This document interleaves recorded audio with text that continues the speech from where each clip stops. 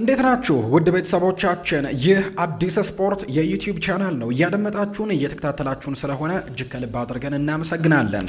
የዕለተ ሐሙስ የማለዳ ስፖርት የመረጃ ሰዓታችንን ዛሬም በተለመደው ሰዓታችን ይዘን ቀርበናል። ስለምታደምጡን ስለምትከታተሉን ከልብ አድርገን እናመሰግናለን። ዛሬ በርከት ያሉ ስፖርታዊ ጉዳዮችን ወደ እናንተ የምናደርስ ነው የሚሆነው። ከነዚህ መካከል ትላንትና በአውሮፓ ታላላቅ ሊጎች የተደረጉ ጨዋታዎች አሉ። በተለይ በተወዳጁ የእንግሊዝ ፕሪምየር ሊግ ሲጠበቁ የነበሩ ጨዋታዎች ነበሩ። በርንሌና ማንቸስተር ሲቲ ያደረጉት ጨዋታም ሲጠበቅ የነበረ ነው። በስፓኒሽ ላሊጋም የተደረጉ ጨዋታዎች አሉ። የእነሱን የጨዋታ ውጤቶች አካተናል። ክለቦችን የተመለከቱ ስፖርታዊ ጉዳዮችንም እያነሳን ቆይታን እናደርጋለን። የዝውውር ጉዳዮችን በተመለከተም ትልልቅ የሚባሉት የአውሮፓ ሚዲያዎች ያወጧቸውን የዝውውር ጉዳዮችና ስፖርታዊ ጉዳዮችን ከክለቦች ጋር አያይዘን ከአርሰናል ጋር፣ ከማንቸስተር ዩናይትድ፣ ከቼልሲ፣ ከሊቨርፑል፣ ከሲቲ፣ ከሪያል ማድሪድ፣ ከባርሴሎና ጋር ጨምረን ሌሎችንም የአውሮፓ ታላላቅ ክለቦችን አስመልክተን መረጃዎችን ወደ እናንተ የምናደርስ ነው የሚሆነው። ውድ ቤተሰቦቻችን ሀሳብ አስተያየቶቻችሁን ልታጋሩን ትችላላችሁ። ኮሜንት ቦክስ ላይ ስምና አድራሻችሁን እየጠቀሳችሁ ያላችሁን ሀሳብ አስተያየት ጻፉልን። እኛም በፕሮግራማችን መጨረሻ መልሰን ወደ እናንተ እናደርሰዋለን። ስለምትከታተሉን ከልብ አድርገን እናመሰግናለን። ፉአድ ባህሩ ይህንን ፕሮግራም እየመራው ከእናንተ ጋር ቆይታን አደርጋለሁ። ከመሸጋገሪያ በኋላ ተመልሰን ስንመጣ በቀጥታ ወደ ዛሬ ፕሮግራማችን የምናመራ ይሆናል። አብራችሁኝ ቆዩ።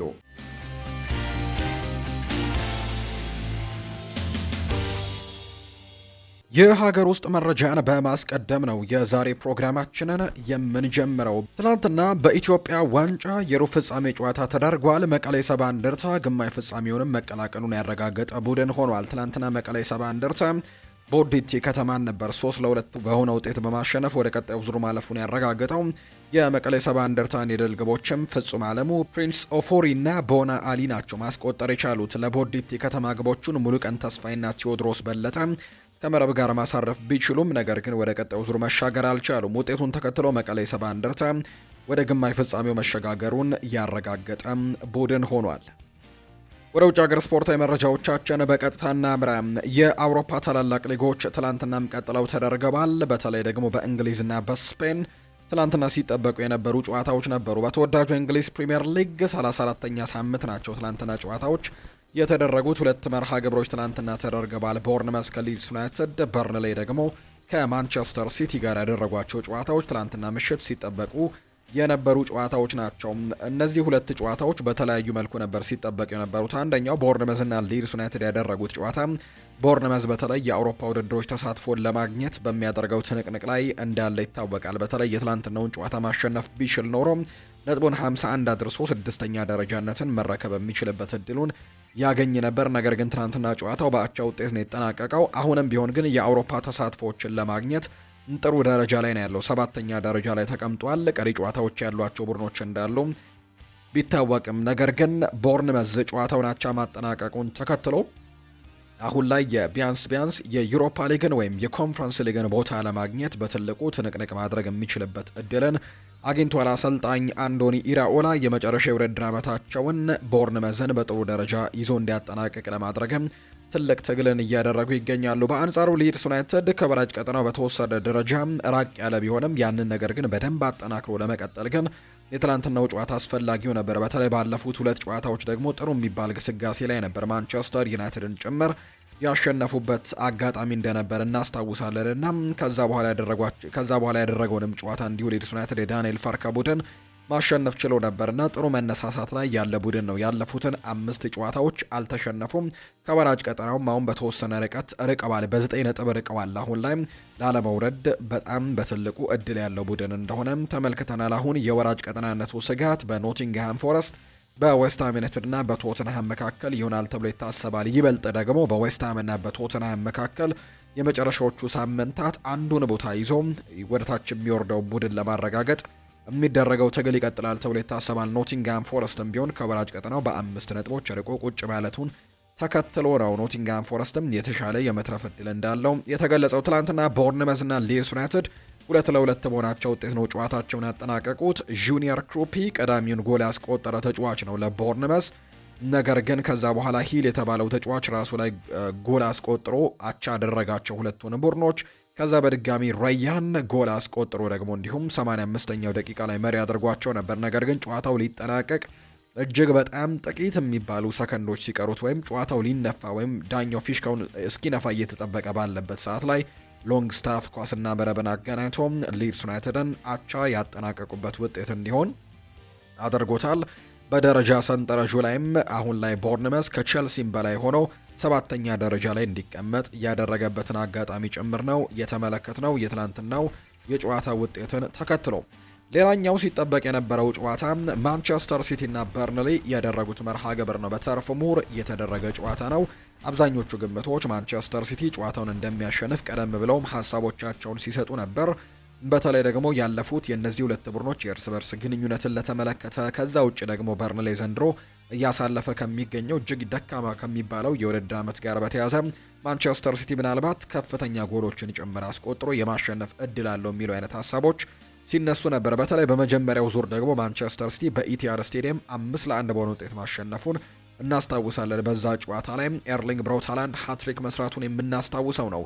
የትላንትናው ጨዋታ ለሁለቱ ቡድኖች በጣም የተቃራኒ የሆነ አቅጣጫ መንገድ ላይ እንዳሉ ይታወቃልና ሁለቱ ቡድኖች ግን በየራሳቸው መንገድ የሚጠብቁት ጨዋታ ነበር። አንደኛ በርንሌ ያው የመውረዱ ነገር እጅግ በጣም የሰፋ ቢሆንም ነገር ግን የተረጋገጠ ግን አልነበረም። እስከ ትላንትናው ጨዋታ ድረስ የተረጋገጠ መውረዱን ያረጋገጠ ቡድን አልነበረም። ለምሳሌ ያክል ወልቨርሃምፕተን ወንደረርስ ወደ ታችኛው ሊግ መውረዱን አረጋግጧል። በርንሌ ግን እንደሚወርድ በርካቶች ቢገምቱም ወይም ደግሞ ወራጅ ቀጠናው ላይ በጣም ዲፕ ያለ ቢሆንም እንደሚወርድ ቢታመንም ነገር ግን በቁጥራዊ ካልኩሌሽኖች ግን መውረዱን አላረጋገጠም ነበር የትላንትናው ጨዋታ። በአንጻሩ ማንቸስተር ሲቲ ደግሞ አንደኛ ደረጃነቱን ለመረከብ የትላንትናውን ጨዋታ ማሸነፍ በቂው ነበርና ሁለቱ የተቃራኒ አቅጣጫዎች ላይ የነበሩ ቡድኖች ያደረጉት ጨዋታ ሊያውም በተርፍ ሙር በበርንሌ ሜዳ የተደረገው ጨዋታ በማንቸስተር ሲቲ 1-0 አሸናፊነት ተጠናቋል።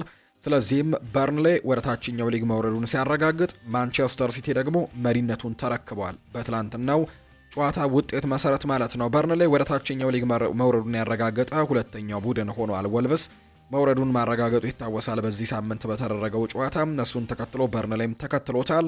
በርንሌ በማንቸስተር ሲቲ መሸነፉን ተከትሎ ነው ከእንግሊዝ ፕሪምየር ሊግ መውረዱን ያረጋገጠው። በርንሌ ከወልቭስ በመቀጠል ወደ ሻምፒዮንሺፕ መውረዱን ያረጋገጠ ሁለተኛው የእንግሊዝ ፕሪምየር ሊግ ክለብ መሆኑን አረጋግጧል። በአሰልጣኝ ስኮት ፓርከር የሚመራው በርንሌ ወደ ፕሪምየር ሊጉ በመጣበት ዓመት ነው ተመልሶም መውረዱን ያረጋገጠው። ሌሎቹ ሁለት ቡድኖች በዚህ የውድድር ዓመት አሁንም እንደሚተርፉ ነው በርካቶች የሚያምኑት። ምክንያቱም ሊድስ ዩናይትድም ጥሩ ደረጃ ላይ ነው ያለው።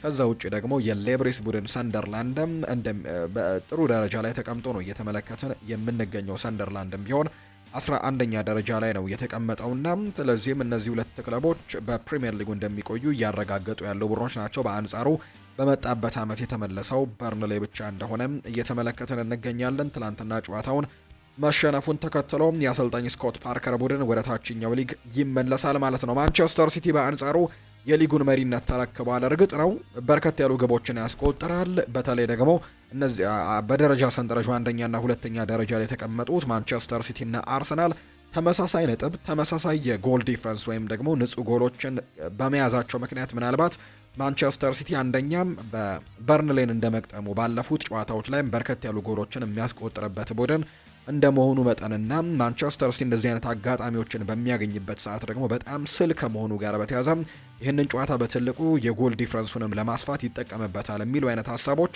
ከጨዋታው በፊት ሲነሱ እንደነበረ ተመልክተናል። ነገር ግን ትናንትና ያንን ነገር ማድረግ ሳይችሉ ቀርተዋል። ጨዋታው በጠባብ ውጤት 1-0 በሆነ ውጤት ነው የተጠናቀቀው። በጠባብ ውጤት ይጠናቀቅ እንጂ ማንቸስተር ሲቲ በጣም በርከት ያሉ አጋጣሚዎችን አግኝቶ ነበር። 28 የጎል ሙከራዎችን ነው ትናንትና ያደረጉት። የግቡ ቋሚና አግዳሚ የመለሰባቸው አጋጣሚዎች ነበሩ። የኤርሊንግ ሃላንድን አጋጣሚ መመልከት ይቻላል። ራያን ሸርኪም እንዲሁም የግቡ ቋሚ የመለሰበት አጋጣሚ ጭምር ነበር። ከዛ ውጪ ከግብ ጠባቂ ጋር ተገናኝተው ያመከኗቸውም ኳሶች ያሉ እነ ኒኮ ኦራይሊ ጭምር በርከት ያሉ ኳሶችን ሲያመክኑ ተመልክተናል። በትናንትናው ጨዋታ ላይ 28 የጎል ሙከራዎችን አድርገው 9ኙ ኢላማቸውን የጠበቁ የነበሩ ቢሆንም ነገር ግን ኳስና መረብን ግን ማገናኘት የቻሉት በአንድ አጋጣሚ ብቻ ነው። በትናንትናው ጨዋታ ላይ ሙሉ ጨዋታውን ተቆጣጥረው አጠናቀውታል ማለት ይቻላል። ማንቸስተር ሲቲዎች በኳስ ቁጥጥር ረገድ የተሻሉ ነበሩ። 65 በመቶ የኳስ ቁጥጥር ነበራቸው። ጎሎችን ለማስቆጠር በሚሞክሯቸው ሙከራዎችም በጣም በጥልቁ የተሻሉ ነበሩ። ቢግ ቻንሶችንም በመፍጠር በጣም ጥሩ ቁጥሮች ነበራቸው። ኤክስጂያቸውንም ከተመለከትን 3.36 ነው ትናንትና ያስመዘገቡት ማንቸስተር ሲቲዎች። አሰልጣኝ ፔፕ ጓርዲዮላ ከጨዋታ በኋላ ይሄ ጥያቄ ቀርቦላቸው ነበር። ስለ ጎል ማብዛት ወይም ደግሞ በሰፊ የጎል ልዩነት ስላለማሸነፋቸው ነበር በተደጋጋሚ ጥያቄ የቀረበላቸውና በተደጋጋሚ የምትጠይቁኝ ስለዚህ ጉዳይ ነው። ጨዋታውን እኮ አሸንፈናል 1-0 ቢሆን፣ ስለዚህ ዋናው ጨዋታውን አሸንፈን ወደ ደረጃ ሰንጠረዡ አናት ላይ መመለሳችን ነው፣ ዋናው 3 ነጥብ ነው የሚል አይነት ሀሳብን ጭምር ነበር የሰጠው አሰልጣኝ ፔፕ ጓርዲዮላና በቀጣዮቹ ጨዋታዎች ላይ ምናልባት እነዚሁ ሁለቱ ቡድኖች አርሰናልና ማንቸስተር ሲቲ ጨዋታቸውን እያሸነፉ የሚቀጥሉ ከሆነ በቀጣይ በተለይ በዋንጫ ፉክክሩ ላይ ጎሎች አስተዋጽኦ ሊኖራቸው እንደሚችል በርካቶች ያምናሉ። ትላንትና ማንቸስተር ሲቲዎች በጉዳት ምክንያት የሮድሪን ግልጋሎት አለማግኘታቸውን ተከትሎ በዛ ቦታ ላይ ኒኮ ኦራይሊን መጠቀምን ምርጫቸው አድርገዋል። ራያን አይት ኑሪን በግራ የተከላካይ ክፍል ላይ በመጠቀም በአንጻሩ ኒኮ ኦራይሊን ደግሞ በአማካይ ስፍራ ላይ ከበርናርዶ ሲልቫ ጋር ማጣመርን ምርጫቸው አድርገው ነበር አሰልጣኝ ፔፕ ጓርዲዮላ። በአንጻሩ ግን ከሁለተኛው 45 የጨዋታ ክፍለ ጊዜ ላይ 65ኛው ደቂቃ አካባቢ ላይ እንዲሁ ኒኮ ጎንዛሌዝን ቀይረው ሲያስገቡት ተመልክተናል በአይት ኑሪ። ከዛ ኒኮ ኦራይሊን ወደ ቦታው ሲመልሱትም ተመልክተናል። በአጠቃላይ ግን ጨዋታውን 1-0 በሆነ ውጤት ነው ማሸነፍ የቻሉት ማንቸስተር ሲቲዎች። ኤርሊንግ ሃላንድ የማንቸስተር ሲቲን የማሸነፊያ ግብ ያስቆጠረ ተጫዋች እንደሆነም ጭምር ተመልክተናል። በአጠቃላይ በፕሪሚየር ሊጉ በዘንድሮው የውድድር ዓመትም 24ኛ ጎሉ ሆኖ ተመዝግቦለታል። ማንቸስተር ሲቲ ማሸነፉን ተከትሎ አርሰናልን እንዲሁ በጎሎች በመብለጥም ጭምር የሊጉን መሪነትም መሆን ችሏል። ምክንያቱም እነዚህ ሁለት ቡድኖች ተመሳሳይ አይነት ቁጥር ነው ያላቸው። በጎል ዲፍረንስ ተመሳሳይ በነጥብ 77 ሁለቱም አስመዝግበዋል። ንጹህ ጎሎችን በማስመዝገብ 37 ነው ሁለቱም ያላቸው። በርከት ያሉ ጎሎችን በማስቆጠር ግን ማንቸስተር ሲቲ 66 ጎሎችን ማስቆጠሩን ተከትሎ እንዲሁ አርሰናል 63 ጎሎችን ነው በአጠቃላይ ያስቆጠረው። በዚህም አንደኛ ደረጃ ላይ ማንቸስተር ሲቲ እንዲቀመጥ ሆኗል። ቀጣይ መርሃ ግብሮቻቸውን ከተመለከተን ማንቸስተር ሲቲ በሳምንቱ መጨረሻ የፕሪሚየር ሊግ ጨዋታ አያደርግም። የኤፍኤ ካፕ መርሃ ግብር ነው የሚያደርገው። ከሳውዝሃምፕተን ጋር የሚደረግ ጨዋታ ይሆናል ተብሎ ይታሰባል። በማሸነፋችን በጣም ደስተኞች ነን ብለዋል ኤርሊንግ ሃላንድ ሲናገር። የማንቸስተር ሲቲን የማሸነፊያ ግብ ያስቆጠረው ኤርሊንግ ሃላንድ በድሉ ደስተኛ መሆኑን ይፋ አድርገዋል። በማሸነፋችን በጣም ደስተኛ ነኝ። በጣም አስፈላጊው ነገር ማሸነፋችን ነው፣ ጎሎችን ማብዛታችን አይደለም ሲል ነው ሃላንድ የተናገረው። አክሎም ስለ ጎሎች አብዝተን መጨነቅ የለብንም፣ ስለ ማሸነፍ ነው ማሰብ ያለብን ሲልም ይናገራል። የተለየ ወርን እያሳለፍን ነው። አሁን ትኩረታችን ሳውዝሃምፕተን እና ኤቨርተን ላይ ነው ሲል ነው ሃላንድ የተናገረው። በሳምንቱ መጨረሻም ከሳውዝሃምፕተን ጋር ጨዋታ እንደሚያደርጉ የሚታወቅ ጉዳይ ነው። ያ ጨዋታ ደግሞ የኤፍኤ ካፕ መርሃ ግብር እንደሆነ ይታወቃልና ወሳኙ ኃላፊነታችን እነዛ ጨዋታዎች ላይ ይሆናል። ትኩረታችንም በሳውዝሃምፕተንና በኤቨርተን ጨዋታ ላይ ነው ብለዋል። ሌላኛው ፔፕ ጓርዲዮላ ነው ከጨዋታው በኋላ ሀሳቡን የሰጠው። ምርጥ ጨዋታን እንዳደረግን አውቃለሁ ብለዋል ፔፕ ጓርዲዮላ ሲናገር። የማንቸስተር ሲቲው አሰልጣኝ ፔፕ ጓርዲዮላ ቡድናቸው ባሳየው እንቅስቃሴ መደሰቱን የገለጸው የተለየ ጨዋታ ነበር ያደረግነው ያለው ፔፕ ጓርዲዮላ ብዙ የግብ ዕድሎችን ፈጥነናል በማለትም ጭምር ይናገራል።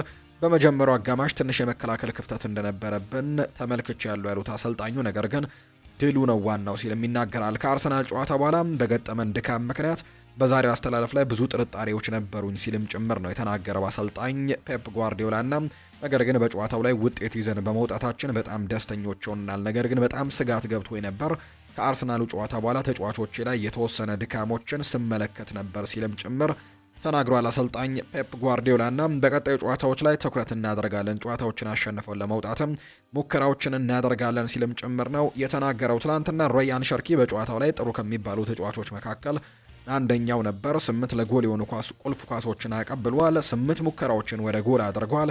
አንድ ኳስ በግቡ ቋሚ የተመለሰበት አጋጣሚም ጭምር እንዲሁ ተመልክተናል። ከዛ ውጪ ኒኮ ኦራይሊ ግልጽ የግብ ዕድል እንዲያገኝም አመቻችቶ አቀብሎት እንዲሁ እንደነበር ተመልክተናል።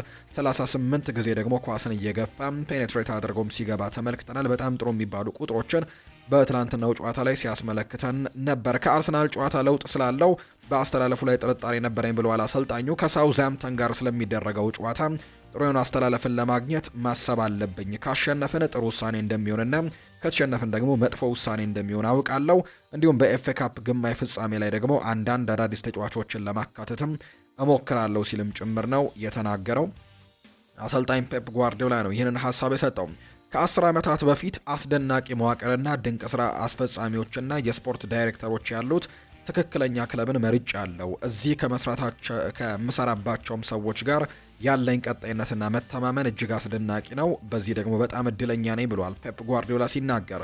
በጣም ጥሩ ተጫውተናል ብዬ አስባለሁ። በጨዋታው ምርጡ የነበር ነው እኛንን ሲልም እንዲሁ ተናግሯል። እድለኝነት በህይወት ውስጥ በጣም አስፈላጊ ነገር ነው። አንተ ደግሞ ይህንን እድል መጠቀም ይኖርብሃል። አንድ ነገር ማድረግ አለብም። እናም በየጨዋታው ብዙ ሙከራዎችን ለምሳሌ 28 በላይ የምታደርግ ከሆነ በተደጋጋሚ ጨዋታን የማሸነፍም እድል ይኖርሃል ሲልም ጭምር ነው ፔፕ ጓርዲዮላ የተናገረው። በርከት ያሉ ሙከራዎችን ማድረግ ጨዋታን ለማሸነፍም በጣም ትልቅ እድልን ይሰጣል ሲልም ጭምር ነው የተናገረው። በአጠቃላይ ሲቲ ማሸነፉን ተከትሎ ወደ ፕሪሚየር ሊጉ አናት ላይ መመለስ ችሏል። ከ12 ቀናት በፊት በአርሰናልና በማንቸስተር ሲቲ መካከል የ9 ነጥብ ልዩነቶች ነበሩ። ነገር ግን አርሰናል በተለይ ያለፉትን 2 ጨዋታዎች በቦርንመዝና በማንቸስተር ሲቲ መሸነፉን ተከትሎ ማንቸስተር ሲቲ ያንን እድል ተጠቅሞ አሁን በደረጃ ሰንጠረዡ አናት ላይ ተቀምጧል። ያላቸው የነጥብ ልዩነትም አሁን ላይ 0 ነው። ሁለቱም አሁን እኩል ጨዋታዎችን ያደረጉት 33 ጨዋታዎችን ያደርገዋል። አርሰናል በሳምንቱ መጨረሻ ከኒውካስል ዩናይትድ ጋር በኤምሬትስ ስቴዲየም በሚያደርገው የተወዳጁ የእንግሊዝ ፕሪምየር ሊግ መርሃ ግብር ላይ ነጥብን ማግኘት የሚችል ከሆነ በድጋሚ ወደ መሪነቱ መመለስ የሚችልበትን እድል ያገኛል ተብሎ ይታሰባል። ለጊዜው ግን ማንቸስተር ሲቲ 70 ነጥቦችን በመሰብሰብ በአንደኛ ደረጃነት መቀመጥ የቻለ ቡድን እንደሆነ የተመለከትነው። ኤርሊንግ ብራውት ሃላንድ ትላንትና ጎል ማስቆጠሩን ተከትሎ የከፍተኛ ግብ አስቆጣሪነቱን አሁንም እየመራ ይገኛል። 24 ግቦችን ነው በአጠቃላይ ማስቆጠር የቻለው። ኢጎር ቲያጎ ደግሞ 21 ግቦችን በማስቆጠር ሁለተኛ ደረጃ ላይ የተቀመጠም ተጫዋች እንደሆነ ነው ቁጥራዊ መረጃዎቹም እያሳዩ የሚገኙ። ትላንትና በተወዳጁ የእንግሊዝ ፕሪምየር ሊግ የተደረጉት ሁለቱ መርሃ ግብሮች እነዚህ ናቸው። በሳምንቱ መጨረሻ ደግሞ ተጠባቂዎቹ የተወዳጁ የእንግሊዝ ፕሪምየር ሊግ መርሃ ግብሮች በድጋሚ የሚመለሱ ነው የሚሆነው። ትላንትና ከተወዳጁ የእንግሊዝ ፕሪምየር ሊግ ውጭ ደግሞ በስፓኒሽ ላሊጋም የተደረጉ እንዲሁ ወሳኝ መርሃ ግብሮች ነበሩ። ከነዚህ መካከል ባርሴሎና ትላንትና ጨዋታውን እያደረገበት አጋጣሚ ነበር። ከትላንትና በስቲያም ሪያል ማድሪድ ጨዋታውን ማሸነፉን ተከትሎ የነጥብ ልዩነቱን ወደ 6 አጥብቦት ነበር። ወደ ዋንጫ ፉክክሩም ደግሞ ይመለሳሉ የሚል አይነት ሀሳብን የትላንትና ተጋጣሚያቸው የሴልታ ቪጎ አሰልጣኝም ተናግረው ነበር። እኛ ባርሴሎናን በማሸነፍ የዋንጫ ፉክክሩን በድጋሚ እንመልሰዋለን የሚል አይነት ሀሳብን ሰጥተው ነበር የሴልታ ቪጎ አሰልጣኝ። ነገር ግን ትላንትና ያንን ነገር ማሳካት አልቻሉም። ባርሴሎና ጨዋታውን ማሸነፉን ተከትሎ የነጥብ ልዩነቱን በድጋሚም ወደ 9 ማስፋት የቻለበት መርሃ ግብር ሆኗል። 32ኛ ሳምንት የስፓኒሽ ላሊጋ መርሃ ግብር ናቸው ትላንትና የተደረጉት። ባርሴሎና በሜዳው ካምፕ ኑ ነበር ከሴልታ ቪጎ ጋር ጨዋታውን ያደረገው። ላሚን ያማል በፍጹም ቅጣት ምት 40ኛው ደቂቃ ላይ ባስቆጠረው ብቸኛ ጎልም ጨዋታውን አሸንፈው መውጣት የቻለበት መርሃ ግብር ነው የትላንትናው ጨዋታ ላይ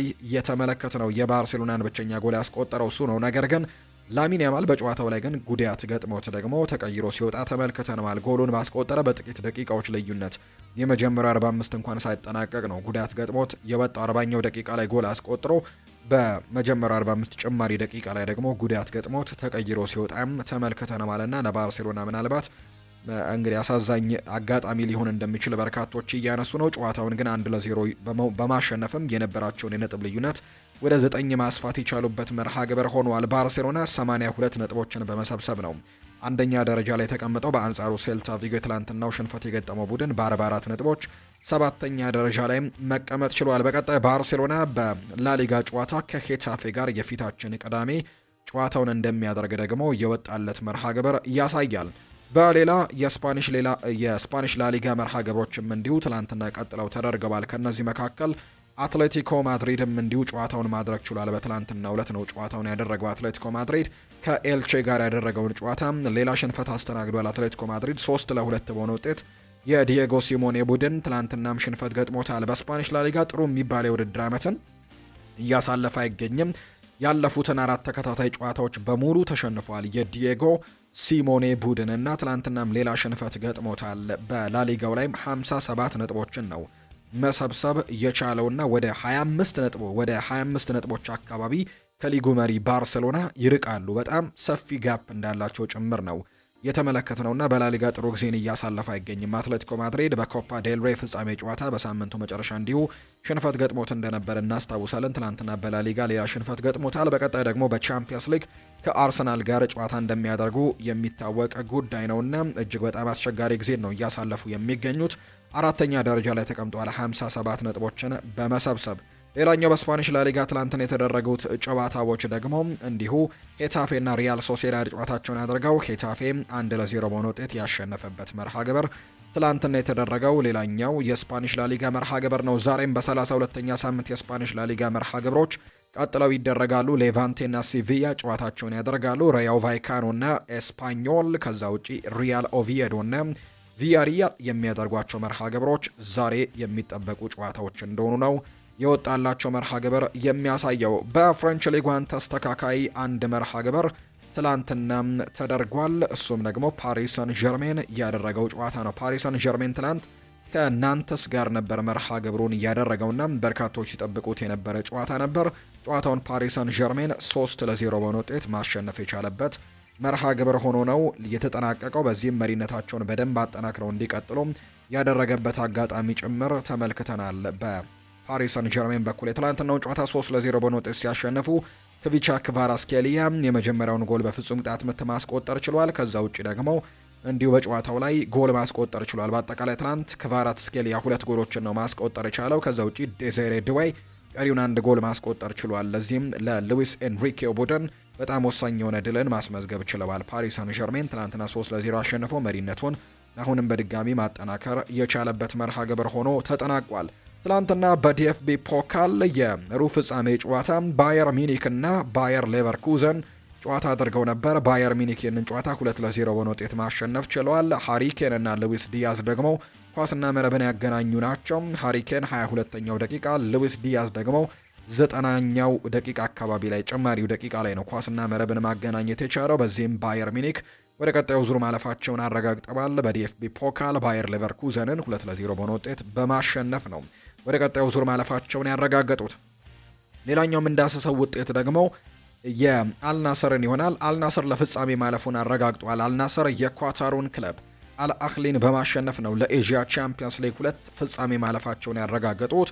በግማሽ ፍጻሜው የመልስ ጨዋታ አልናስር አልአህሊን 5-1 በሆነ ውጤት ነው ማሸነፍ የቻሉት። በጨዋታው ኪንግስሌ ኮመን ሃትሪክ የሰራ ተጫዋች ሲሆን አንጄሎ ጋብሪኤል ከዛ ውጭ ጎል አስቆጥሯል። እንዲሁ ሐምዳንም ኳስና መረብን ማገናኘት የቻለ ተጫዋች ነው። አልናስር በፍጻሜው ከ24 ቀናት በኋላ ከጃፓኑ ክለብ ኦሳካ ጋርም የፍጻሜ ጨዋታውን እንደሚያደርግ ነው የተረጋገጠው። ምናልባት ክሪስቲያኖ ሮናልዶ በዚህ ውድድር ዓመት ዋንጫዎችን ለመሰብሰብ እድል ያለው ይመስላል። ምክንያቱም በኤዥያን ቻምፒየንስ ሊግ 2 የፍጻሜ ተፋላሚ ነው። ከዛ ውጭ የሳዑዲ ፕሮ ሊግንም ለማሸነፍ በጣም ጥሩ ደረጃ ላይ ነው የሚገኙትና ሌላም እንዲሁ የዋንጫ ውድድር ላይ ጥሩ ደረጃ ላይ እንዳሉ ይታወቃልና ምናልባት ዘንድሮ ለአልናስርና ለክሪስቲያኖ ሮናልዶ በዋንጫ የሚንበሸበሹበት ዓመት ሊሆን እንደሚችል በርካቶች ግምቶቻቸውን እያሰፈሩ እንደሚገኝ ነው ይፋ እየተደረገ የሚገኝ።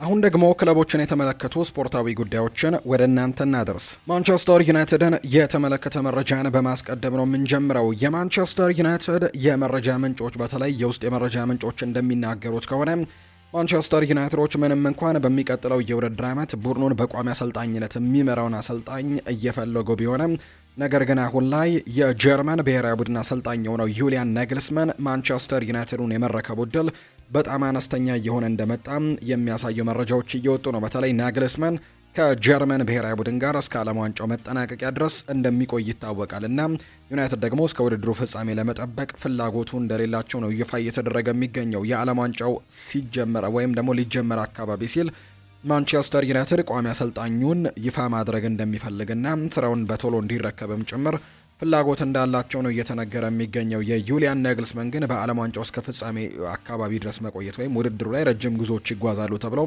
መጠበቃቸው ግን ዩሊያን ናግልስማንን የመቅጠር እድላቸው በጣም አነስተኛ እንዲሆን አድርጎታል ብሏል። ቶክ ስፖርት ነው ይህንን መረጃ ይፋ ያደረገው። በተለይ ከውስጥ አዋቂዎች ያገኘሁት ያለውን መረጃ ነው ቶክ ስፖርት የተባለው የመረጃ ምንጭም ይፋ እያደረገ የሚገኘው።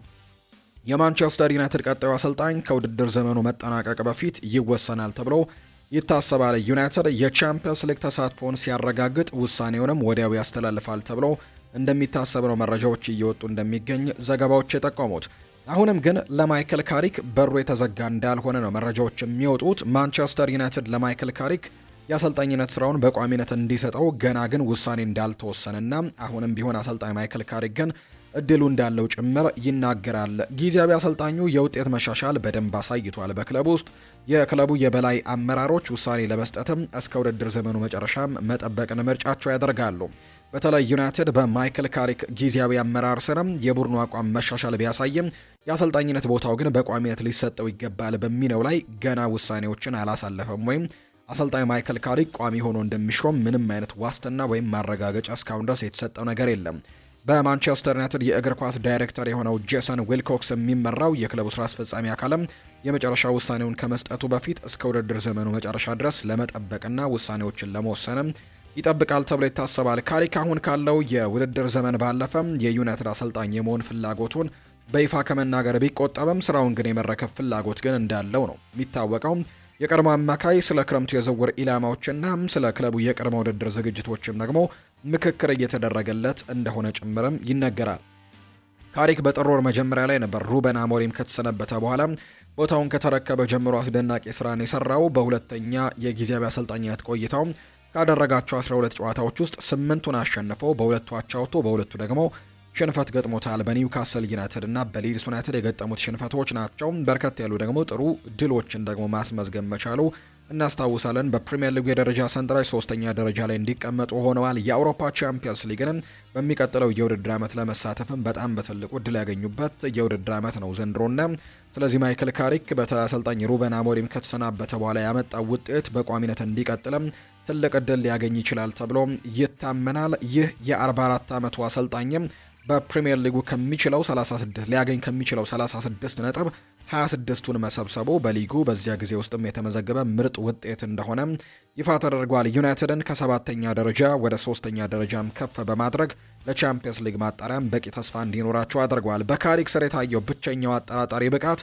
ባለፈው ሳምንት በሜዳው በሊድስ ዩናይትድ 2-1 የተሸነፈበት ጨዋታ ምናልባት ካሪክ ላይ ጥያቄዎች እንዲነሱና አጠራጣሪ ነገሮች እንዲኖሩ ያደረገበት ጨዋታ እንደሆነ ይፋ ተደርጓል። ሊድስ ከ1981 ጀምሮ በኦልትራፎርድ አሸንፎ አያውቅም። ማንቸስተር ዩናይትድን ከበርካታ ዓመታት በኋላ በዚህኛው ባለፈው ሳምንት የተደረገው ጨዋታ ላይ ነው ሊድስ ዩናይትድ ኦልትራፎርድ ላይ ድል ማድረግ የቻለውና ያ ጨዋታ ምናልባት ካሪክ ላይ የተወሰኑ ኔጌቲቭ ኢምፓክቶችን የፈጠረበት ቢሆንም ነገር ግን አሁንም ቢሆን ግን በቋሚ አሰልጣኝነት የመቀጠሉ እድሉ ግን እንዳለው ነው የሚታመነው።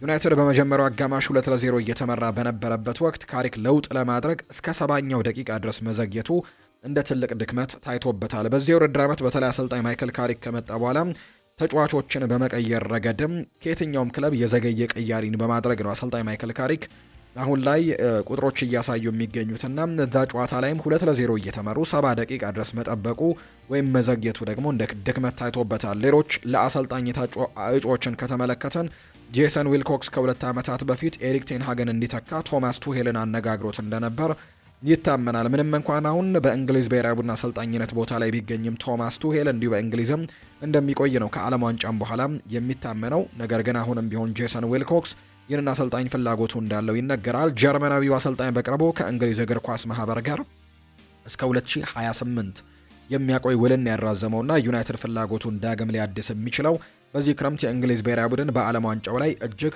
ደካማ ውጤትን ካመጣ ብቻ ነው። ምናልባት እንግሊዝ በዚህ የዓለም ዋንጫ ላይ ደካማ ውጤትን የሚያመጡ ከሆነ አሰልጣኝ ቶማስ ቱሄል ስራውን ሊያጣ የሚችልበት እድል ይኖራል ተብሎ ይታሰባልና ምናልባት በዛ ምክንያት ካልተሰናበተ በስተቀር ቶማስ ቱሄልን በዚህ ሰዓት የማግኘት እድላቸው ለማንቸስተር ዩናይትድ በጣም አጠራጣሪ ያደርገዋል ተብሎ ይታሰባል። የጀርመን ብሔራዊ ቡድን አሰልጣኝ ዩሊያን ነግልስመንም የዩናይትድ ፍላጎት ቢሆንም እሱም እስከ 2028 ውል አለው።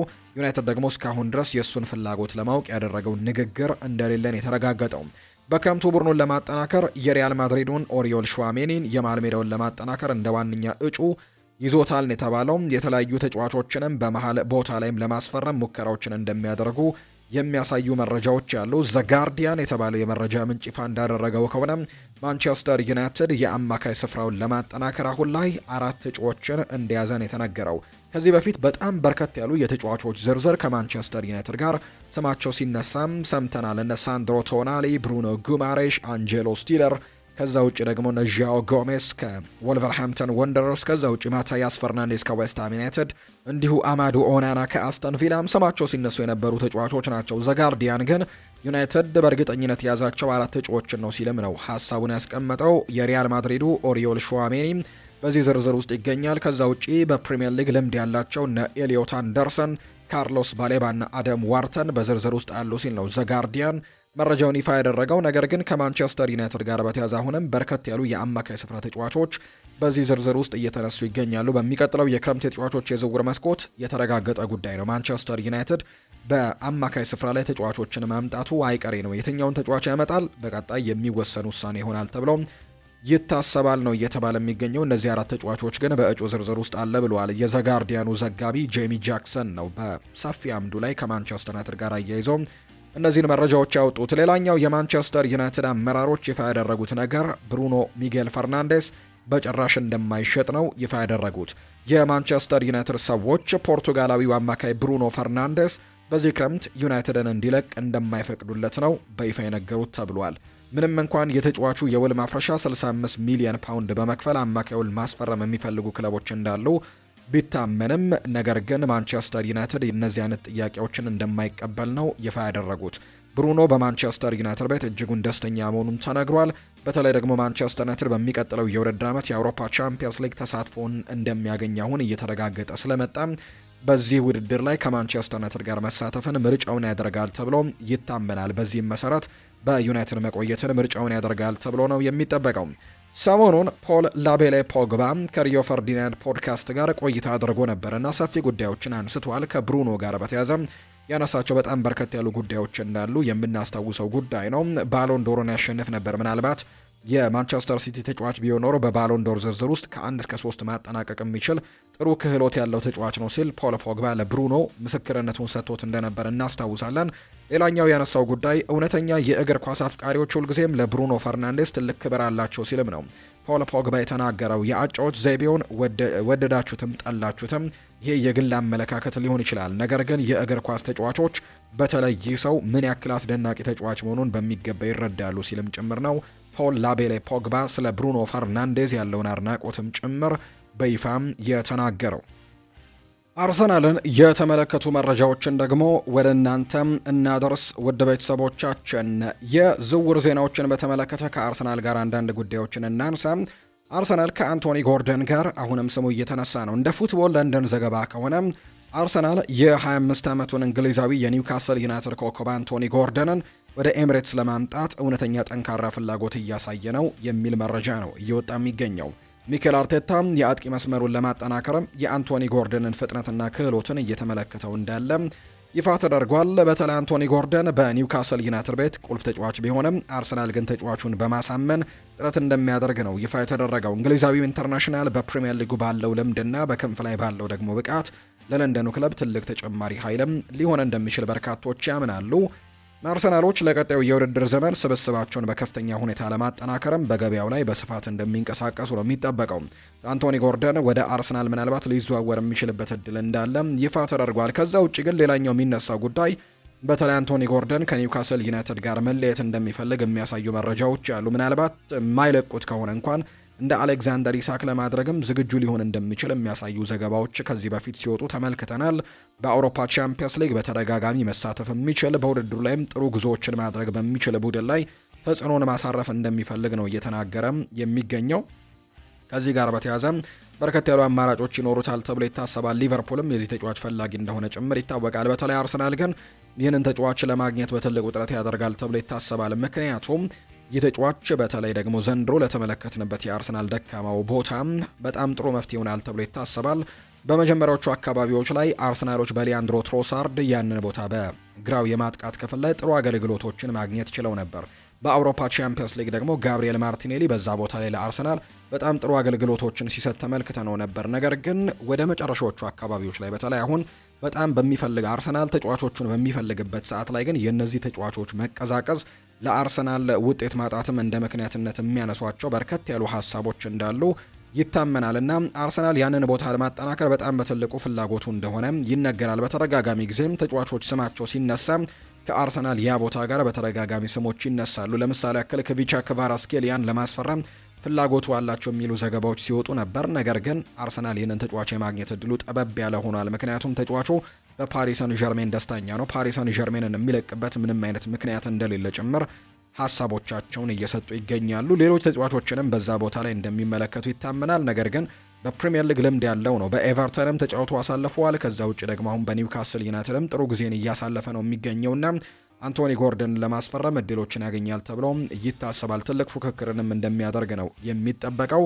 ከዛ ውጪ ተጫዋቹ ደግሞ በአውሮፓ ቻምፒየንስ ሊግ ጭምር ዘንድሮ 10 ያክል ግቦችን ማስቆጠር የቻለ ተጫዋች ነውና በትልቁ ጥቅም ይሰጣቸዋል ተብሎ ይታሰባል። ስለዚህ አርሰናል ይህንን ተጫዋች ለማስፈረም ሙከራዎችን ያደርጋል ተብሎ ይታሰባል። ነገር ግን ሌላኛው በጣም ትልቁ ተቀናቃኛቸው ይሆናል ተብሎ የሚጠበቀው ባየር ሚኒክ ነው። ባየር ሚኒክ የዚህ ተጫዋች ፈላጊ እንደሆነ የሚያሳዩ መረጃዎች በተደጋጋሚ እየወጡ ይገኛሉና አርሰናል ይህንን ተጫዋች ለማስፈረም ትልልቅ የሚባሉ ተፎካካሪዎች ሊኖሩባቸው እንደሚችል በርካቶች ሀሳቦቻቸውን እየሰጡ ይገኛሉ። ከአርሰናል ጋር በተያያዘ አንድ ቁጥራዊ መረጃን እንመልከት። ከኤቤሪቼ ኢዜ ጋር በተያያዘ ነው። በተለይ አርሰናሎች ባለፉት ጥቂት ቀናት ፕሮግራሞቻችን ላይ የተጫዋቾችን እንግዲህ አቋሞችን እና ለአርሰናል የሚሰጡትን ጥቅም ስናነሳ ነበር። ቡካዮ ሳካን ባለፉት ጥቂት ቀናት ስናነሳ ነበር። ከዛ ውጪ የቡካዮ ሳካና ማርቲን ኦዴጋርድ በጋራ ሜዳ ላይ መኖር ደግሞ ለአርሰናል ያለውን ቁጥራዊ ጥቅሞችንም እንዲሁ አንስተን ነበር። ሌላኛው ኤቤሪቼ ኢዜ ነው። በዚህ የውድድር ዓመት ለአርሰናል በቋሚነት በጀመረበትና ተቀይሮ ሲገባ ያለውን አንዳንድ አቋሞቹን እንመልከት።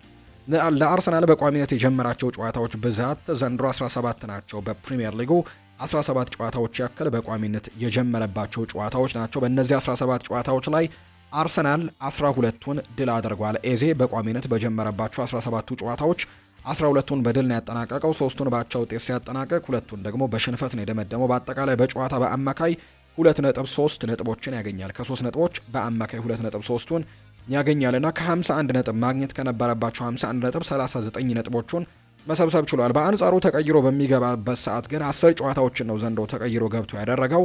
3 ጨዋታዎችን አሸንፏል። 4ቱን ጨዋታዎች ደግሞ በአቻ ውጤት ነው ያጠናቀቀው። 3ቱን በሽንፈት ነው የደመደመው። በአጠቃላይ በጨዋታ 1.3 ነጥቦችን ብቻ ነው የሚያገኘውና ማግኘት ከነበረባቸው 30 ነጥቦች 13 ነጥቦችን ብቻ ነው መሰብሰብ የቻለው ተቀይሮ በሚገባበት ሰዓትና አርሰናል ይህንን ተጫዋች ቋሚ አድርጎ በሚያሰልፍበት ሰዓት ጥሩ አገልግሎት እንደሚሰጠው ነው በርካቶች ሀሳቦቻቸውን እያጋሩ እንደሚገኝ መረጃዎች እየወጡ የሚገኙት። የቸልሲን ጉዳይ ደግሞ እናንሳ። በቸልሲ ቤት ትላንትና በጣም ትልልቅ ጉዳዮች የተፈጠሩበት እለት ነው። ያው ሲጠበቅ የነበረው የአሰልጣኝ ሊያም ሮስኒየር ስንብት ትላንትና ይፋ ተደርጓል። ይሄ በርካቶች የሚጠብቁት መረጃ እንደነበር እኛም ደግሞ በፕሮግራሞቻችን ላይ ስናነሳው ነበር። በተለይ ትላንትና ጠዋትም በነበረው ፕሮግራማችን ላይ ዛሬ የተለየ ነገር ሊፈጠር ይችላል የሚል አይነት ሀሳቦቻችንን ስናነሳ እንደነበር የሚታወቅ ነው። ምክንያቱም ቀደም ብሎ የተፈጠሩ ነገሮችን ለተመለከተ አሰልጣኝ ሊያም ሮስኒየር እና ቸልሲ የመቀጠል እድላቸው በጣም ጠባብ እንደሆነ በርካቶች ሲያነሱ ነበር። ምክንያቱም አንደኛ ከተጫዋቾች ጋር ያላቸው ግንኙነት በጣም የተበላሸ ነበር። ተጫዋቾቹ በተለይ ትልልቅ የሚባሉ ተጫዋቾች አሰልጣኝ ሊያም ሮስኒየርን እንደማያምኑትና ቸልሲዎች ከዚህ የተሻለ ጥሩ አሰልጣኝ እንደሚያስፈልጋቸው ያምኑ ነበር ትልልቅ የሚባሉ ተጫዋቾች። ከዛ ውጪ መልበሻ ክፍል ላይም ለአሰልጣኙ የነበራቸው አንዳንድ ክብሮች መቀነሳቸውን ጭምር አሰልጣኙን የመታዘዝ ነገር በጣም እየቀነሰ እንደመጣ የሚያሳዩ መረጃዎች ነበሩ። ከዛ ውጪ ደግሞ የቸልሲ ደጋፊዎች በጣም ትልቅ ተቃውሞችን እያሰሙ ነበር። በተለይ ብሉኮ የተባለው የቸልሲ ባለቤቶች ላይ ነበር ትልቁ ተቃውሞ የነበረውና ያንን ነገር ቢያንስ ለማርገብ እንኳን አሰልጣኝ ሊያም ሮስኒየር መስዋዕት ሊሆን እንደሚችል በርካቶች ያምኑ ነበር። ነገር ግን መስዋዕት የሚባል እንኳን አይደለም። ባለፉት ተከታታይ ጨዋታዎች ያመጣቸው ውጤቶች አሰልጣኝ ሊያም ሮስኒየርን ለስንብት የሚዳረጉ ናቸው።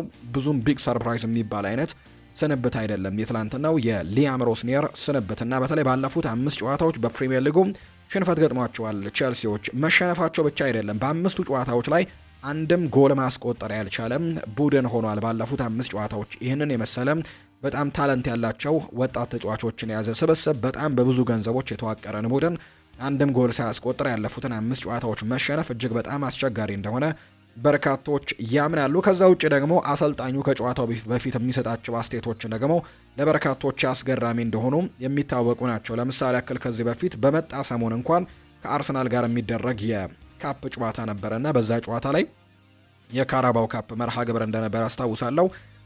በሳምንቱ አጋማሽ ቀለል ያለ ጨዋታ አለን የሚል አይነት ሀሳብን ሰጥቶ ነበር። በጨዋታው ላይ ግን 3-2 በሆነ ውጤት መሸነፋቸውን እናስታውሳለን። ከዛ ውጪ ፓሪስ ሰን ዠርሜንን ማሸነፍ የሚችል ጠንካራ ስብስብን ያለን ያለውን የአውሮፓ ቻምፒየንስ ሊግ ጨዋታ በፊት የሰጠው ሀሳብ ነው። በዛ ጨዋታ ላይም 8-2 በድምር ውጤት ተሸንፎ ነው ከውድድር ውጪ የሆነው። በርካቶች የሚሰጣቸው አስተያየቶችን በጣም አስገራሚ እንደሆኑ ጭምር የምናስታውሰው ነው። በተለይ ግን በዚህ ሳምንት የነበረው ደግሞ አስተያየት ለየት ያለ እንደነበር ጭምር ተመልክተናል። ከጨዋታው በፊት እንዲሁ ደግሞ ጥያቄ ቀርቦላቸው ነበር። ከተጫዋቾች ጋር ያለው ግንኙነት ተበላሽቷል የሚል አይነት መረጃዎች አሉ። በዚህ ጉዳይ ላይ ምን አይነት ሀሳብ አለ የሚል ጥያቄ ቀርቦለት ያ የሆነ አይመስለኝም፣ ከተጫዋቾች ጋር መጥፎ ግንኙነት ያለኝ አይመስለኝም የሚል አይነት ሀሳብን ነው የሰጠውና ጥርጣሬዎች እንዳሉበት ጭምር ነበር ሲናገር የነበረው። ከዛው ከጨዋታው ውጭ በኋላ ደግሞ በነበረው አስቴቱ ላይ ደግሞ እስከ ዛሬ ድረስ ተጫዋቾችን ስከላከል ነበር፣ ራሴ ላይ ኃላፊነቱን ስወስድ ነበር። አሁን ግን ራሳቸውን መስታወት ላይ አቆመው ራሳቸውን መመልከት ያለባቸው ሰዓት ላይ ይገኛሉ። ተጫዋቾቹ ምንም አይነት ወኔ የላቸውም የሚል አይነት ሀሳብን ደግሞ መስጠቱና ተጫዋቾቹ ላይ ያንን ነገር ማድረጉ ደግሞ ምናልባት የአሰልጣኙን ስንብት እንዳቀረበው የሚያሳዩ መረጃዎች አሉ። ከተሰናበተ በኋላ ደግሞ አንዳንድ የወጡ መረጃዎች አሉ። የቼልሲ ተጫዋቾች አሰልጣኝ ሊያም ሮስኔር ከነሱ ምን እንደሚፈልግ ሜዳ ላይ ምን እንዲያሳዩ እንደሚፈልግ እንደማያውቅና በትክክል የሚነግራቸው ነገር እንኳን እንደማይገባቸው ጭምር የሚያሳዩ ሀሳቦች አሉ። ብቻ በአጠቃላይ በእንደዚህ አይነት ትልልቅ ምክንያት የሚጠበቀው ስንብት ትላንትና ተደርጓል። የምዕራብ ለንደኑ ክለብ ቼልሲ አሰልጣኝ ሊያም ሮስኔርን ከኃላፊነት ማሰናበቱን ነው ትላንትና ይፋ ያደረገው። ሰማያዎቹ አሰልጣኙን 5 ተከታታይ ጨዋታዎች መሸነፋቸውን ተከትሎ ከ4 ወራት በኋላ ከኃላፊነት አሰናብተውታል። 109 ቀን አካባቢ ጭምር ነው ይህንን ቡድን በአሰልጣኝነት የመራው። በተለይ ለብሉኩ አሁን ትልቁ ሪግሬት ሊሆን የሚችለው አሰልጣኝ ኤንዞ ማሬስካን ማሰናበታቸው ሊሆን እንደሚችል በርካቶች ያምናሉ። የአሰልጣኝ ኤንዞ ማሬስካ ስንብት በጣም ስህተት እንደነበር ተጫዋቾቹም ጭምር ያምናሉ። እሱ መሰናበት አልነበረበትም የሚል አይነት ሀሳብ ስቲል እስካሁን ድረስ በቡድን ውስጥ እንዳለ ነው የሚታመነውና የአሰልጣኙ ስንብት ትክክል አልነበረም ብለው ያስባሉ የኤንዞ ማሬስካ። የአሁኑ ስንብት ግን ትክክለኛ እንደሆነ አድርገው ነው የሚቆጠሩት ተጫዋቾቹ። አሰልጣኙ በቼልሲ ቆይታቸው ካደረጓቸው ጨዋታዎች ውስጥ 11ዱን አሸንፈው 10ሩን ደግሞ ተሸንፈው በሁለቱ አቻ ወጥተው ነው በአጠቃላይ ስንብት የገጠማቸው። በአጠቃላይ 23 ያክል ጨዋታዎች ያደርገዋል። ከ23ቱ 11ዱን አሸንፈው 10ሩን ተሸንፈዋል። ሁለቱን ደግሞ በአቻ ውጤት ነው ያጠናቀቁት። በክለቡ የ6 ዓመት ውል የነበራቸው አሰልጣኝ ሊያም ሮስኒየር ከክለቡ 24 ሚሊዮን ፓውንድ ካሳ 24 ሚሊዮን ፓውንድ አካባቢ ካሳ ያገኛሉ ተብሎ ሲገለጽ ነበር። ነገር ግን አነስተኛ ካሳ ተከፍሏቸው ጭምር ነው ከክለቡ እንደተሰናበቱ ይፋ የተደረጉት። በርከት ያሉ ዓመታትን በዚህ ክለብ ይቆያሉ ተብለው 6 ዓመታት ውል ፈርመው ነበር። ነገር ግን 4 ወር ሳይቆዩ ነው ከአሰልጣኝነት የተሰናበቱት። አሰልጣኝ ካሉ ማክፋርለን ቡድኑን እስከ ውድድር ዘመኑ መጨረሻ ድረስም በጊዜያዊነት ይመራዋል ተብሎ ይታሰባል። አሰልጣኙ ከዚህ በፊት አሰልጣኝ ኤንዞ ማሬስካም ሲሰናበት ቡድኑን ለ2 ጨዋታዎች ሊያም ሮስኔር እስኪመጣና አሰልጣኝ ኤንዞ ማሬስካ በወጣበት ጋፕ ላይ 2 ጨዋታዎችን ቡድኑን መርቶ እንደነበር ይታወሳል። በሚቀጥሉት የፕሪሚየር ሊግ ጨዋታዎች ላይ ይህኛው አሰልጣኝ ይመራዋል ተብሎ ነው የሚታሰበው። አሰልጣኝ ሊያም ሮስኔር 24 ሚሊዮን ፓውንድ አካባቢ ካሳ ይከፈላቸዋል የሚል ዘገባዎች ሲወጡ ነበር። ይሁን እንጂ ቼልሲ ግን በአሰልጣኙ ኮንትራት ውስጥ አንድ ልዩ አንቀጽን አካቶ ነበር። ክለቡ በውሉ ያካተተው አንቀጽም የአሰልጣኙ ቀሪ ዓመታት ሙሉ ደሞዝን ሳይከፍል ማሰናበት የሚያስችለው መሆኑን የተነገረው። ይህንንም ተከትሎ ቼልሲ ለአሰልጣኙ የሚከፍላቸው የካሳ ክፍያ አነስተኛ መሆኑን የተነገረው። በሌላ በኩል የተወሰኑ የቼልሲ ተጫዋቾች በአሰልጣኝ ሊያም ሮስኔር ያላቸው እምነትም ጠፍቶ እንደነበር ጭምር ነው ይፋ የተደረገው። አሰልጣኝ ሊያም ሮስኔርን ያሰናበተው ቼልሲ በቀጣይ ግን ልምድ ያለውን አሰልጣኝ ለመሾም ማሰቡ ነው የተነገረው። ክለቡ አዲስ አሰልጣኝ ለመቅጠር ከወዲሁ እንቅስቃሴዎችን መጀመሩና እስከ ዓመቱ መጨረሻ ድረስ ግን እንደሚጠብቅ ጭምር ይታመናል። ወይም ዓመቱ መጨረሻ አካባቢ ላይ ነው አሰልጣኙን ይፋ ያደርጋል ተብሎ የሚታሰበው። በትልቁ ስማቸው የሚነሱ አሰልጣኞች ያሉ፣ በተለይ በፕሪሚየር ሊጉ ልምድ ያላቸው አሰልጣኞች ስማቸው እየተነሳ ነው። ከነዛ መካከል አንዶኒ ኢራኦላ የቦርንመዙ አሰልጣኝ በቀዳሚነት ስሙ እየተነሳ ይገኛል። ሌሎችም ግን እነ ኤዲ ሃው ጭምር ኒውካስል ዩናይትድን እያሰለጠነ የሚገኘው ሰው ስሙ እየተነሳ ይገኛል። ሌሎች የአሰልጣኝ ስም ዝርዝሮችም ከቼልሲ ጋር በስፋት እየተነሱ ይገኛሉ። ነገር ግን ምንም የተወሰነ ውሳኔ እንደሌለና በቀጣይ ግን እንቅስቃሴዎች እንደሚደረጉ ይጠበቃል ተብሎ ነው የሚታሰበው። ከዚያ ባለፈ ግን በሚቀጥለው ክረምት የሚያደርጓቸው ዝውውሮችም ልምድ ያላቸው ተጫዋቾች ላይ ያተኩራሉ ተብሎ ይጠበቃል። አሁን ላይ የዝውውር ፖሊሲያቸው የሰራ አይመስልም። በጣም ታዳጊ ተጫዋቾችን በማምጣት ነበር እስካሁን ድረስ ትኩረት አድርገው ሲሰሩ የነበሩት። በቀጣይ ዝውውራቸው ላይ ግን ወጣት ተጫዋቾችን ብቻ ሳይሆን ልምድ ያላቸውን ተጫዋቾች ወደዚህ ቡድን ያመጣሉ ተብሎ ይታሰባል። ወደ ቡድኑ መጥተው በፍጥነት ተጽዕኖ መፍጠር የሚችሉ ተጫዋቾች ላይም ትኩረት እንደሚያደርጉ ነው የተነገረው።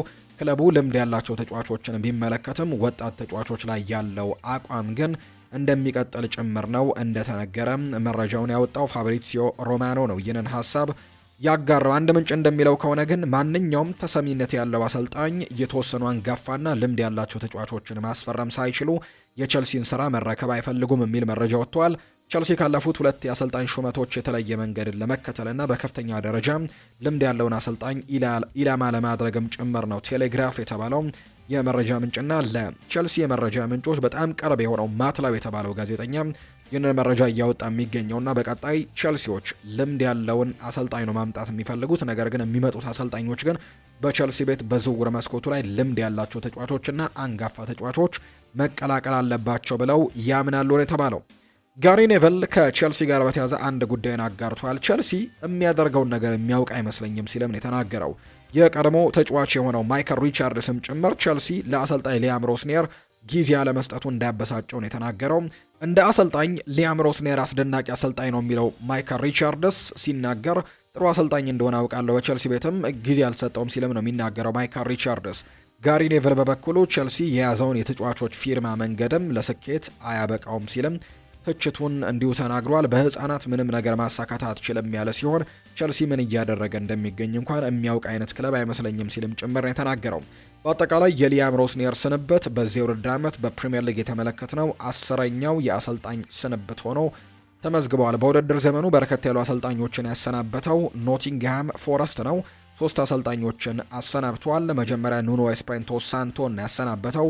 ከዛ ውጪ ደግሞ አንጌ ፖስቴኮግሉን ቀጥሮ እሱንም ማሰናብቷል። ከዛ ውጪ ሾን ዳይችንም ቀጥሮ ማሰናበቱን እናስታውሳለን። አሁን ቪቶር ፔሬራ ናቸው በአሰልጣኝነት እየመሩት የሚገኘው። በአንጻሩ ቼልሲና ቶተንሃም ደግሞ በበኩላቸው 2 አሰልጣኞችን በማሰናበት ሁለተኛ ደረጃ ላይ ተቀምጠዋል። ቼልሲም ኤንዞ ማሬስካንና ሊያም ሮስኔርን አሰናብቷል። ቶተንሃም በአንጻሩ አሰልጣኝ ቶማስ ፍራንክንና ኢጎር ቱዶርን ማሰናበቱን እናስታውሳለን። አሁን በሮቤርቶ ዲ ዘርቢ ነው እየተመራ የሚገኘው። ከዛ ውጪ ማንቸስተር ዩናይትድን አሰልጣኝ ሩበን አሞሪምን እንዲሁ አሰናብተዋል። ዌስትሃም ዩናይትድም እንዲሁም ግርሃም ፖተርን ማሰናበቱን እናስታውሳለን። ወልቨርሃምፕተን ወንደረርስም ቪቶር ፔሬራን ማሰናበታቸውን እናስታውሳለን እና አንዳንድ አሰልጣኞችን አሰናብተዋል። በአጠቃላይ በዚህ የውድድር ዓመት በፕሪምየር ሊግ 10ኛ ስንብት ሆኖ ተመዝግቧል። የሊያም ሮስኔር ቸልሲ ከሩሲያዊው ባለሀብት ሮማን አብርሃሞቪች መልቀቅ ወዲህ 6 አሰልጣኞችን በአጠቃላይ አሰናብተዋል እና በርከት ያሉ አሰልጣኞችን በማሰናበት አሁንም እየቀጠለ ነው የሚገኘው።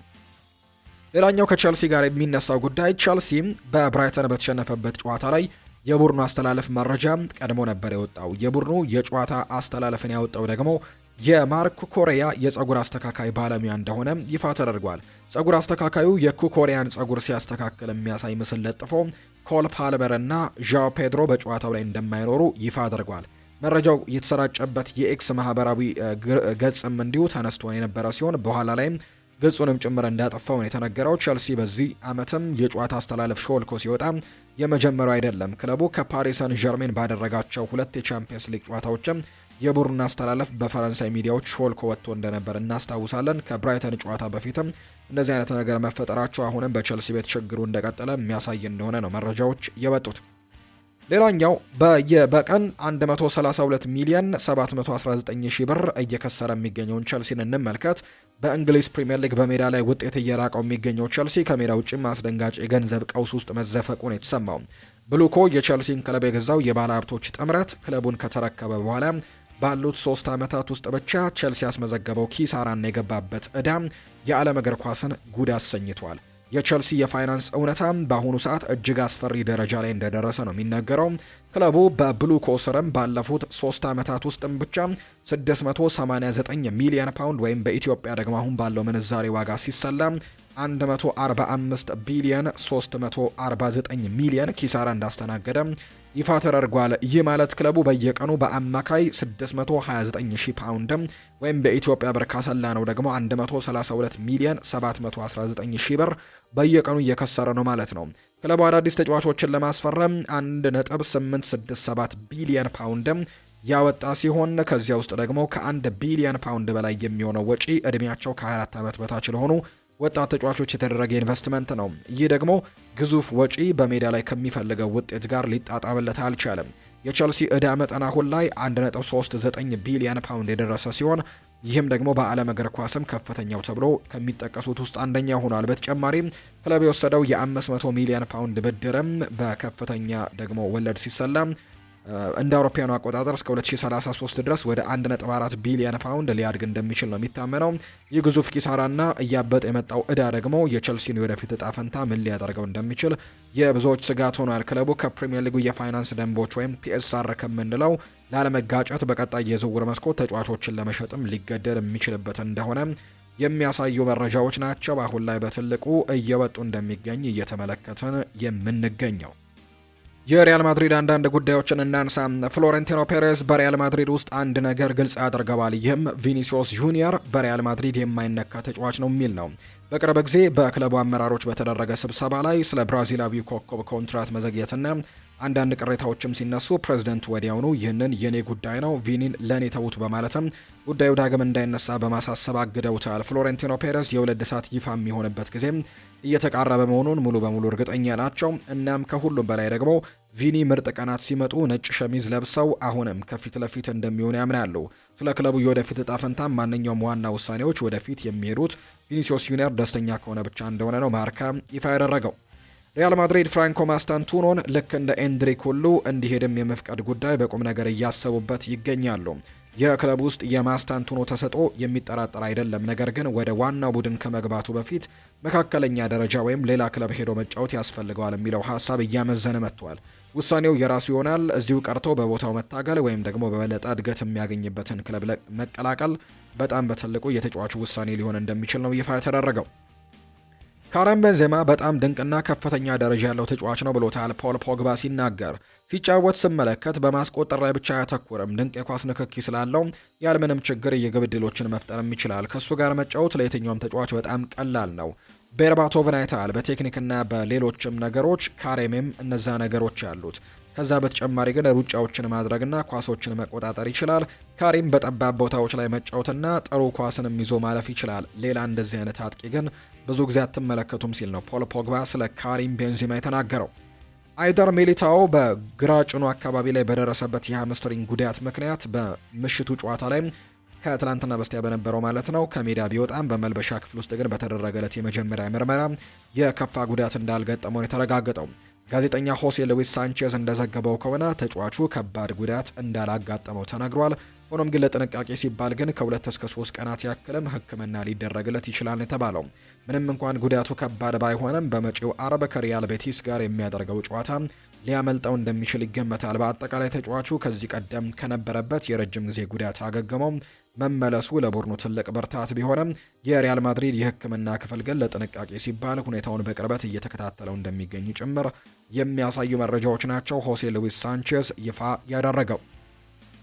አልቫሮ አርቤሎዋ የሪያል ማድሪድ አሰልጣኝ እንደሆነ የመቀጠሉ ጉዳይ እስከ ውድድር ዓመቱ መጨረሻ ድረስ ምንም ጥርጥር የለውም ተብሎ ነው የሚታወቅ ነው። ምንም እንኳን ቡድኑ ከቻምፒየንስ ሊግ ቢወጣምና በላሊጋ ከባርሴሎና ጋር በ9 ነጥቦች ቢርቅም ክለቡ ግን አርቤሎዋን እስከ ውድድር ዓመቱ መጨረሻ ወይም እስከ ጁን 30 ድረስ በቦታው ለማቆየት ወስኗል። የውድድር ዓመቱ ሲጠናቀቅ ግን አርቤሎዋ ከዋና አሰልጣኝነት እንደሚነሳም በስፋት እየተዘገበ ነው የሚገኘው። ሆኖም ግን ክለቡ አርቤሎዋን በሌላ የስራ ዘርፍ ለምሳሌ በወጣቶች አካዳሚ ወይም ደግሞ በኦፊሰርነትም የማቆየትም ፍላጎት እንዳለው ተገልጿል ብሏል ዲያሪዮ አስ ባወጣው መረጃ።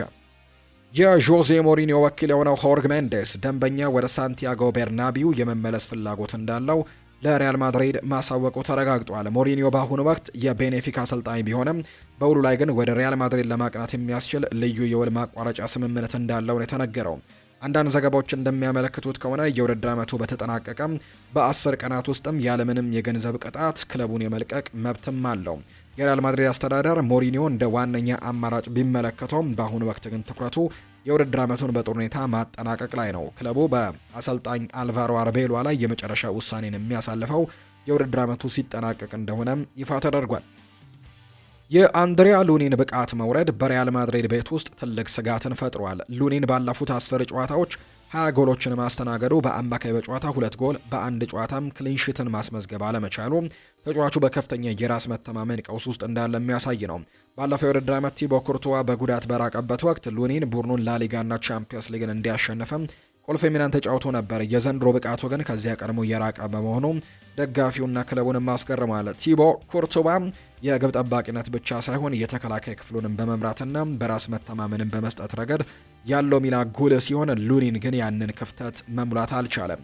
ይህ ደግሞ በተከላካዮች ላይ የመርበድበድ ስሜትንም ይፈጥራል የሚል አይነት መረጃ ነው እያጋራ እንደሚገኝ ዲያሪዮ አስ መረጃውን ያጋራው። ኤድዋርዶ ካማቪንጋ በሪያል ማድሪድ ቤት ውስጥ በስሜታዊነትና በብቃት መውረድ ምክንያት ፈታኝ ጊዜን እያሳለፈ ነው።